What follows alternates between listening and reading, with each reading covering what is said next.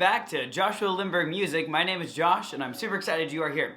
So today's topic is I'm talking a little bit about how I practice and how I am continuing on as a professional musician and a teacher. One thing that you may not know is professional musicians, even though we are professional, yes, we still practice. We've got to hone our skill and keep up the repertoire that we are working on. So what I have done is I've made this handy dandy list, looks like this, of how I'm gonna keep working on my musical ability. So as you know, I am a pianist and a conductor, but my main thing I can practice at home, besides score studying, is the piano. To be able to do this, I go through different exercises each day that I'm focusing on.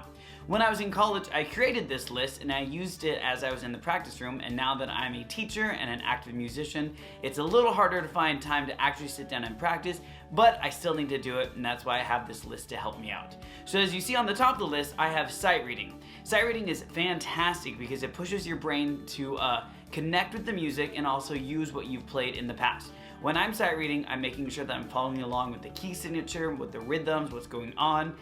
The way my brain works is I will look at some music and I'll figure out the chords that are going on as I'm playing. Then I have an idea of kind of what's headed to as we're going. Second on there, I have sight singing. Yes, as a musician and pianist, I still have to work on my singing. No, I don't go and sing professionally or sing solos, but what I'm doing is making sure that I can hear the pitches in my head before I play them. This is super helpful as well if I'm accompanying anybody because I can have another part going on while I am performing.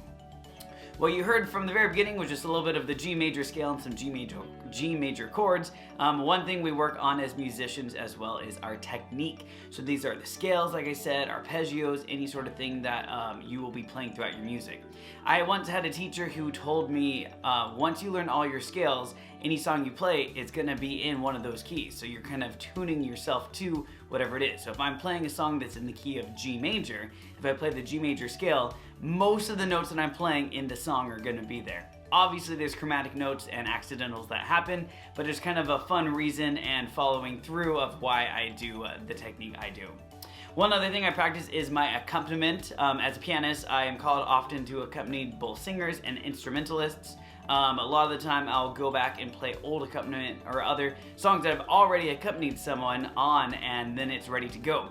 I had a call the other day that someone wanted me to play the Trout Quintet, and luckily I played that one in college, so I was able to pull it out, look at what I had played on it, know what's going on. Obviously that's not an accompaniment piece, but it was a piano ensemble thing that I had already played and knew I would be able to bring back up. Continuing on, there is repertoire. That is different songs that I am working on to be able to go for any concerts or recitals or just playing for myself. Currently I'm working on, and I'm super excited to eventually play that for you guys on here. I may give you a sample of how I practice on a later video, but that's just kind of the tips there. And the last thing is a jazz chart. So as continuing on with my music, I want to expand beyond classical music and making sure one way to do that as a pianist is working on jazz repertoire. Right now, my jazz band is going through Satin Doll, so I thought, why not? So that's one that I'm working on and making sure that if I were ever to be at a jam session and they call that song, I'd be ready to go. Anyways, these are just the ways that I track myself and make sure that I get through all the different practicing ideas and things that I need to, continuing on and making sure I can be the best musician I am.